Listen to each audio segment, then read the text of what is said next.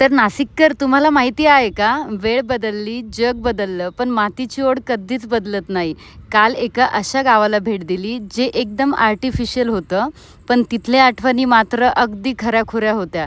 जुनी शाळा, पाटलाचा वाडा आणि तो एस.टी बस स्टॉप मन एकदम बालपणात घेऊन गेलं. इथे पाय ठेवताच एकदम लहानपणच आठवलं. हे बघा, हे आहे पाटलाचं गाव, तोच रुबाब, तीच गावची शान असणारी ग्रामपंचायत आणि समोरच असलेली आपली ती जुनी शाळा, पाटी पेन्सिलचे दिवस आणि मित्रांसोबतचा तो दंगा आठवला ना.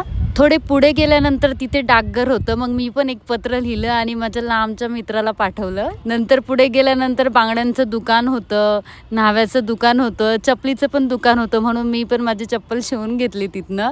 आणि पुढे काकू काहीतरी मसाला कुटत होत्या, म्हणून मी पण त्यांना मदत केली मसाला कुटायला. आणि हे बघा, लालपरीची वाट पाहणारा तो बस स्टॉप. इथे बसून गावच्या एस.टीची वाट पाहण्यात जी मजा आहे ना, ती 4 व्हीलरमध्ये तर अजिबातच नाही.